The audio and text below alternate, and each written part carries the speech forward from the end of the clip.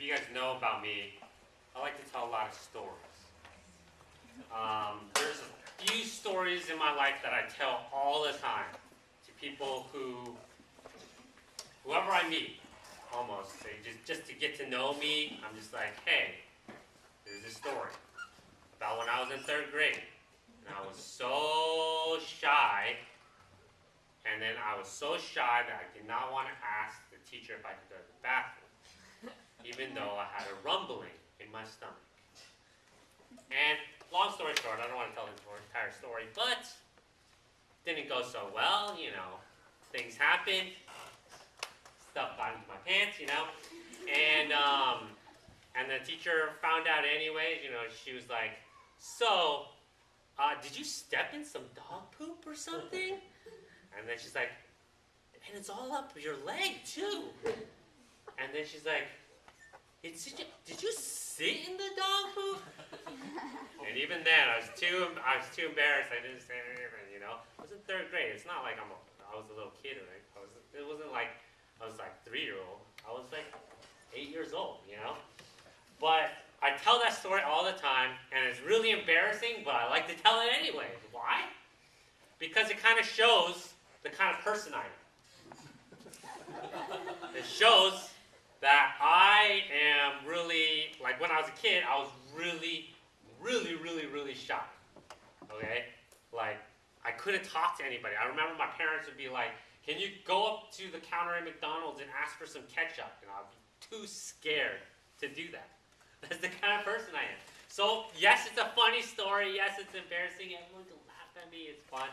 But it also tells a little bit about, deep inside me, there's that little shy, like deathly afraid of talking to a new person inside me, right? So that's why I tell that story a lot. My dad tells another story all the time about how him and his older sister walked to school all the time, and there was this guy who always throw rocks at them whenever they passed by. And one day, he had enough of it, so he picked up this big rock. I think he says he was like 7 years old. Picked up this big rock and said, "Stop throwing rocks at me, or else I'll throw this rock at you." And then the guy from then on stopped throwing rocks, right? And he always tells me, or when I was a kid, he always told me this story. Why? Because it kind of shows the things that my dad thought were really important. One, if you're a little kid, doesn't matter. Just stand up, and fight for, yourself and for your older sister. Defend yourself, right? Two, it doesn't really matter that you're small. You can still, assert yourself and be, a strong person. So that's why my dad always told me that story. And I still remember it pretty detailed. Like, I took a lot of those things into my heart. And I remember one time I got bullied and I threw a rock at a guy. And a lot of it is because I kept hearing this story from my dad, right? So that's why we tell stories a lot. And a lot of times they're for entertainment, but a lot of times they carry a lot of meaning. I remember the past. I remember when I was a kid. My dad remembers when he was a kid. And when we remember, we also pass on a lot of meaning and a lot of values to the next generation, or remind ourselves of who we are. And today, as we take communion, that's exactly what I want us to do. Okay? If you guys can turn your Bibles to Luke chapter 22. Luke 22. I'm just going to read really briefly in verse 19 and 20. Okay? Luke 22, 19 and 20. And this is the Feast of Passover.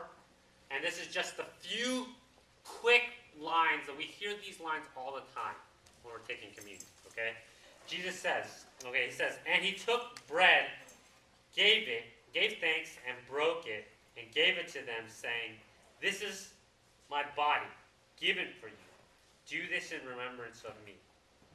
In the same way, after the supper, he took the cup, saying, "This cup is the new covenant in my blood, which is poured out for you." Okay? So, he says, this is during the Feast of Passover. He says, "This is my body given for you. Do this in remembrance of me. Jesus very rarely, I think there's only like 2 or 3 times in the entire New Testament where he tells us, I want you guys to do this in order to worship. I want you guys to do this in order when you gather. Do these things. I think one of them he says to baptize people. Here he says to take the bread and take the cup and do it in remembrance of him.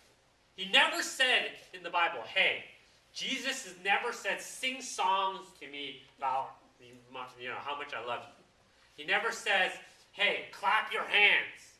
He doesn't prescribe a lot of things. He doesn't say, dress up for worship. He never said, do worship on Sundays. He didn't say a lot of things. He didn't ask us to do a lot of things. But this, he did. And that's why it's so important. That's why it's probably one of the most central things that we do together as a church. Why does he do this? Because he wants us to remember. Okay? He's talking to the disciples, and he's telling them, remember me. I'm going to die. Remember me. Isn't that's kind of like a little bit bittersweet. Jesus walked 3 years with these guys, lived 3 years, did all this stuff, had so many different conversations with them, and he's telling them, I'm about to leave you guys. Remember me. Remember me. And when I tell stories of the past, I'm remembering the past, right? And when Jesus tells the disciples to remember him, he's asking them to remember. Oh, this is what Jesus did. This is what Jesus said. Maybe, this is, I remember when Jesus smiled at me, or I remember when Jesus did this, or little things. He's asking them to remember him. Where does Jesus get this from? Well, this is during the Feast of Passover, okay? And the Feast of Passover for the Israelites was a holiday, a feast of remembrance. The entire point of the Feast of Passover was to remember, okay? You guys don't need to turn there, but I'm going to turn to read you guys a little bit from Exodus. Exodus chapter 12, verse 14, it says, this is a day you are to commemorate for the generations to come. You shall celebrate it as a festival to the Lord, a lasting ordinance. This is about the festival of Passover, okay? So he's asking them to commemorate. In the ESV, it says, as a memorial, to remember. Remember what? Well, let me continue reading, okay?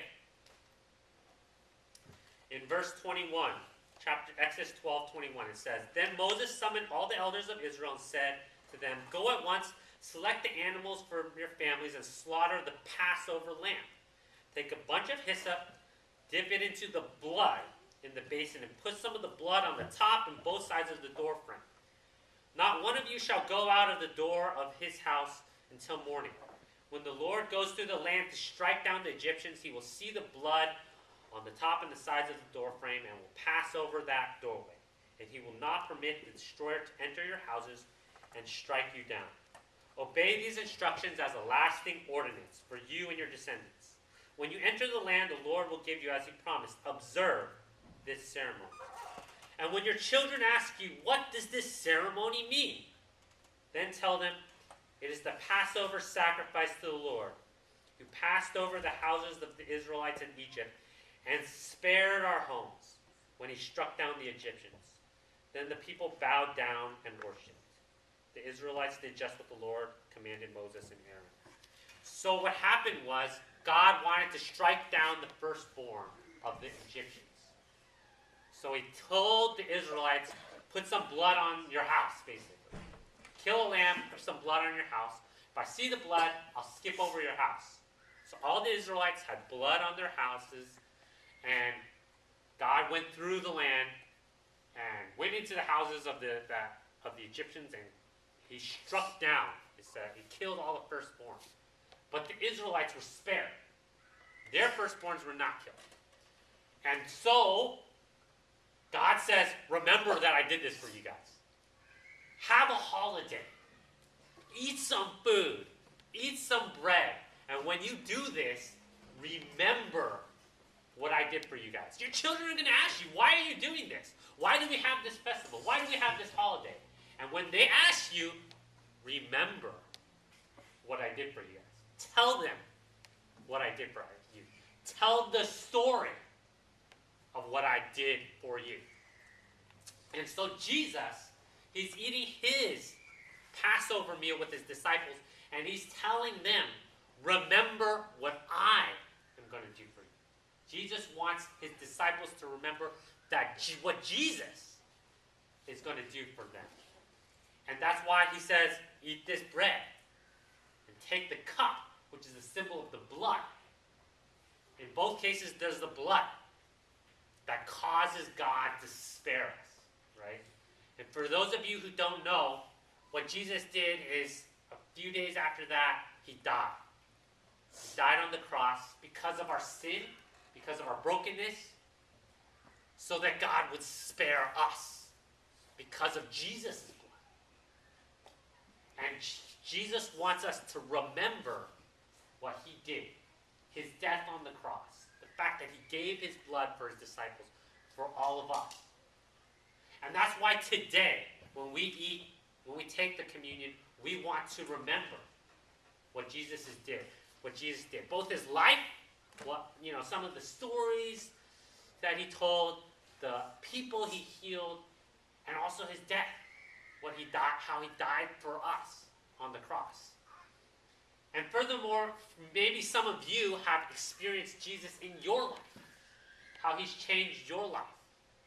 I always tell you guys, I'm sure you guys have heard this story many times, how I used to go to the library and just sleep, and I had no friends, I was really shy, right? And now I'm different, right? Because Jesus changed me. I tell you guys this story because that's an evidence of how Jesus has worked in my life. So before we take communion today, what I want us to do is take some time to remember, one, and then two, take a little bit of time to maybe share a story.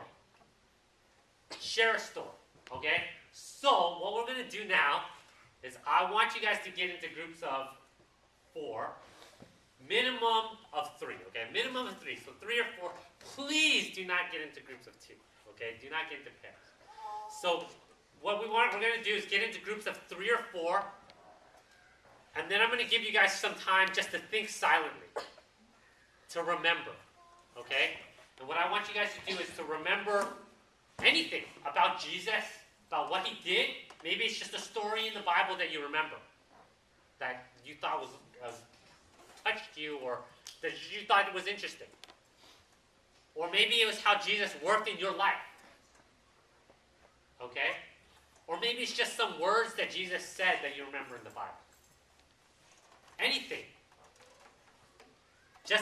I'm going to give you guys some time to think about that. And then in your groups, I want you guys to share. To tell the story. Tell a little story. It could be like, oh, remember that time Jesus, turned water into wine. That was awesome. That's it. That's fine. Or it could be, I used to be a really shy person, but after I met Jesus, he changed me. Could be anything like that. And then we're going to come up, and then as a group, you guys are going to, we're going to take the communion together. Okay? But again, what I really want you guys to do is to be able to remember. Remember what Jesus has done for you, his life, his death on the cross, and to share. Okay? So first of all, I'm going to get into groups of 3 or 4. Go for it right now.